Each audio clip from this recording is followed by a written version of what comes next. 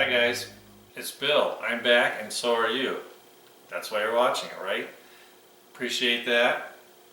So this morning I'm going to do something a little different because this is like brunch time for me and I'm like, cereal just isn't holding it and we're doing work around the house. So I thought to myself, how about doing something kind of fun? So I'm going to do a patty melt. Now, I know what you're all thinking, well, what's a patty melt? Just get a burger. Now, patty melt's different, okay?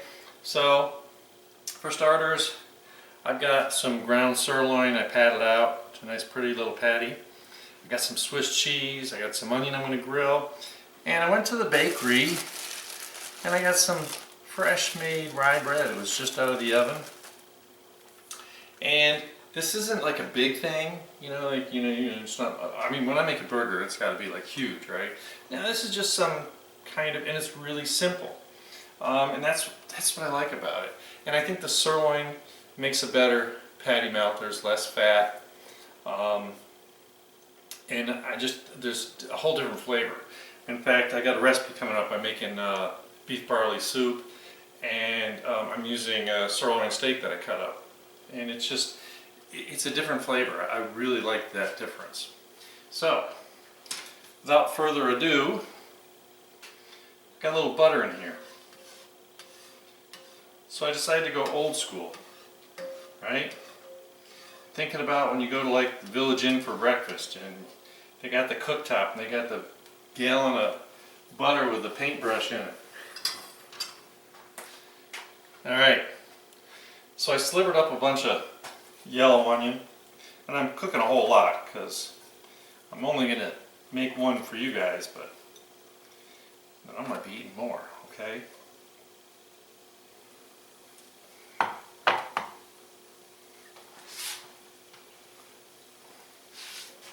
And, really what are we doing? We're just trying to break it up, the onion, brown it a little bit. Make it look pretty. Make it taste really good. And it's funny because I was at the fresh produce stand, the produce place, and bedalias are looking really good right now. So I snagged me a couple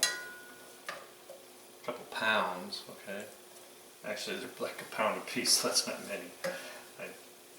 I got a bag of them. I know I drive everyone crazy there because I go through each one looking at it, I want it to be just right. Only because I want it to be perfect when you see it, right? So, when you sliver the onion, you're going to cut it in half, and then just take your knife and, cut all the way around it, and keep your fingers out of it. And you just end up with these little slivers. And I don't want to burn these, and I want to keep them big enough that you can taste them. But I want to get them translucent, kind of take the crunch out of them, I guess is the best way.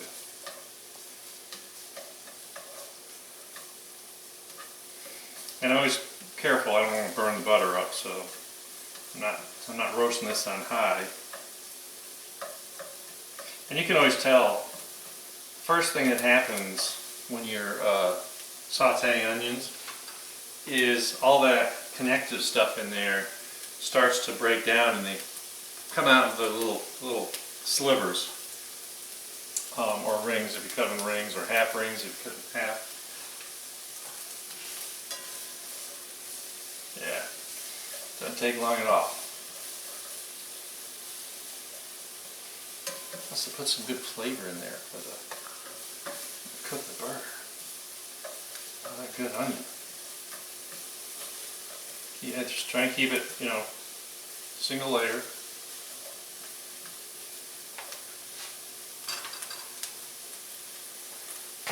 I don't know why there's something so simple, but yet so good about just sauteing onions. I love it. And like I said, we're really keeping this as simple as possible.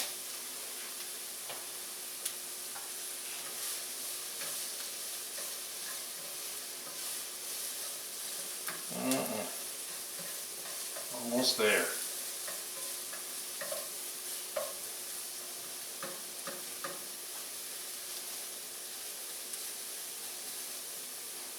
So yesterday I was cooking bacon,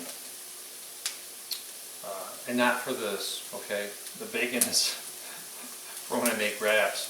I do like a chicken ranch with bacon, and it seems to take forever.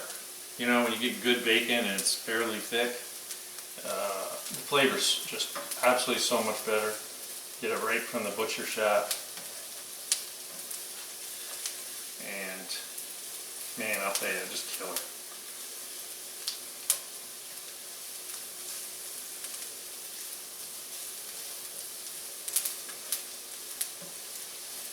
Oh yeah, we're just getting there.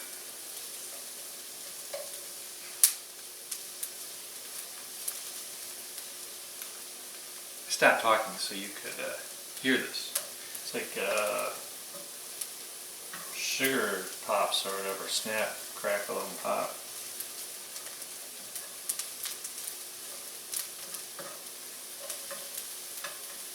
Yeah, washing it really carefully. And if I were doing this on a big flat top, I would be wearing a wife beater shirt and a net on my head and order up, what's the next order? Come on, hurry up. I ain't got all day. Who's going to bed? Alright. And it's funny because some of these pieces of onion are just starting to get a little color to them. So I'm going to let them sit just another few seconds. Oh yeah. I'm not going to turn it down off, but I'm going to turn it down so I can scoop these up.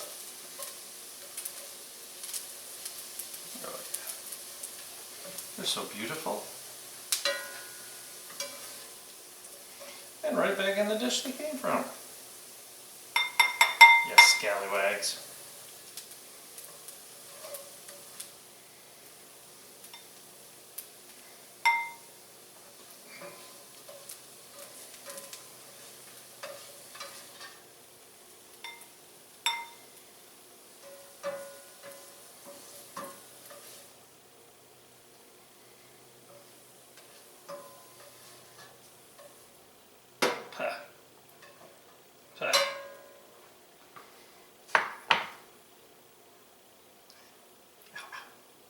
Really hot.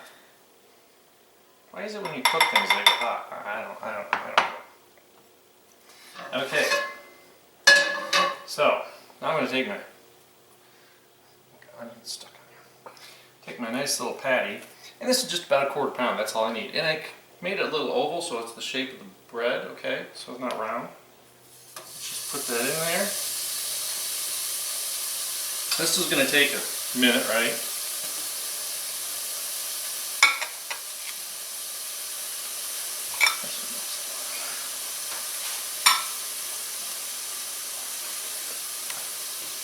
So in the interim, I have my bread. Just want to get it set up in the toaster so that it's ready to go.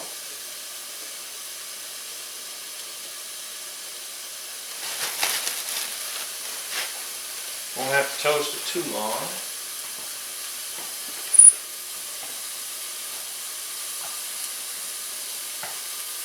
And this is really hard for me because I don't have as much patience as I should. But second of all, you want to get you want it to cook really well on the bottom so when you flip it, it doesn't fall apart, right? Yeah, that's what I do.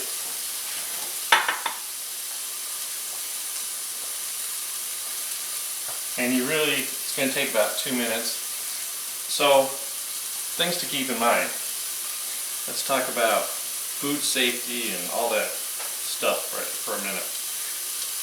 If you have a reputable butcher that you're buying your meat from, and he's actually butchering, you can be really safe and feeling that he's getting it from a good source. And you know, if you go to most fast food places, they only cook burgers one way unless they're in a hurry, and then they just screw up and they come out like half raw and taste like crap.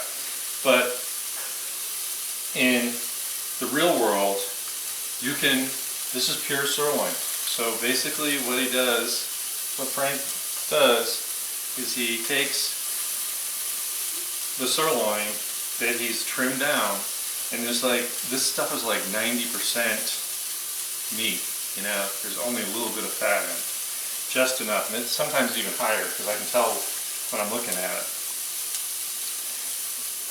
So you can eat it basically as rare as you want. Now, if I'm making a patty melt, I don't want, you know, I don't want it too bloody, you know, so I'm probably going to get it that medium rare kind of. I want color in it, but like I said, I'm not trying to make a mess. I think I've talked long enough. Got some good color on there. You bet, right? See that? That's beautiful. All right, so while we're waiting, I got some Swiss cheese, real Swiss cheese, out of a can. And we don't have to go too crazy. This is a little thinner than I usually get, so I'm kind of trying to figure out how I want to do it.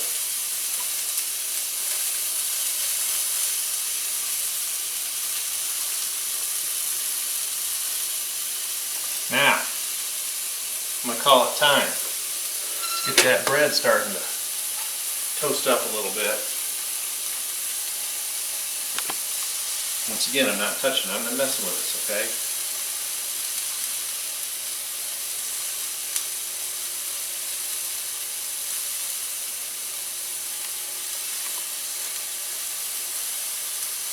When I know I've got, you know, you know the color of the meat changes coming up the sides. So it came up halfway on the first side. I flipped it. Now I'm waiting for it to meet the meat. And when it gets really close, if the cheese isn't melted, nothing like an old pizza pan, right? I use this when I'm making, this is my panini press too. When I'm making sandwiches, I make them real fat, I put this on here and it smushes them down.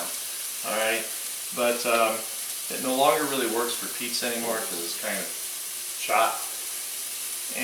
But it works perfect. So we're going to really increase the temperature, so I want to turn this down when I'm doing this, right? And we're probably about 15 seconds out. So I just want to steam that a little bit. And by that time, my toast is going to be done. Sitting there going, sauna. It should be clear though so I can see it because that drives me crazy too. I'm like, I have all these issues. Probably need a good analyst to fix all my problems. Just kidding. Alright. I'm counting to myself.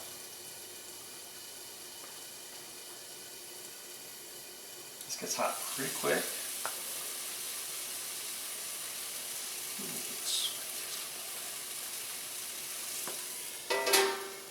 I'm going to turn it off now. So I don't, you know how when you use like American cheese on the grill or other soft cheeses and it runs down into the, I don't want to get it that far. I want the cheese to have some kind of texture to it, but really, really on that verge because I want it to melt into it a little bit. But now it's done. Wow. So what do? So I got 2 pieces of my toast. Fresh rye, man. This has seeds in it and everything, okay? So I'm going to show you something that you probably are going to think I'm crazy, right? So what I do, I don't want all that juice to smear into my burger. So I want, so I want it cheese side down. I am crazy, right? Cheese side down. Who would have thought? Alright, so now what do? Take me some of these onions, right? And that cheese is going to keep that bread, that bottom slice of bread, from getting all soggy. Put some onions on here, go a little crazy, Bill.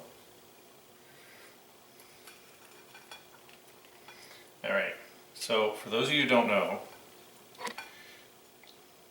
there's only one way to dress a patty melt,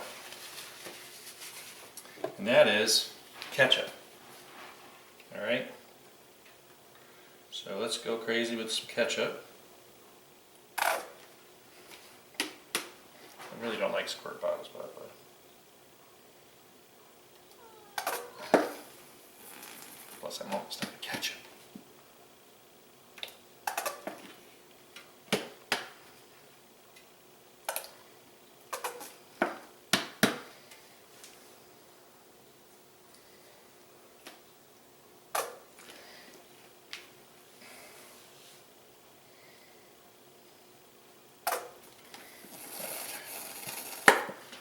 Perfect. So look, I got a neat little package here. I got onions, I got cheese, I got ketchup, I got a perfect burger, and I think it's really, really spectacular.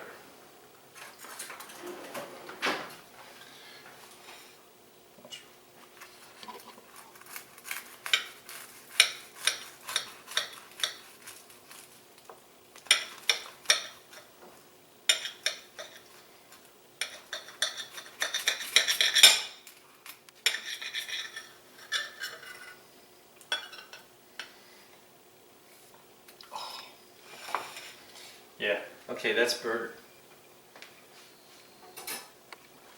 And you can see we cooked it just enough that I don't have all that juice running all over the place. I got lots of ketchup, lots of onion, lots of flavor. And it's beautiful. This is just too much. So anyway, before this gets cold, I need to eat. So I'm going to tell you what I always say. Really, really appreciate all you do for me. You're special, every one of you. Keep it up, and you know, maybe YouTube will give me another push here in a little bit so I can become famous, and if not, doesn't matter, I'll still see you next time. Have a great day.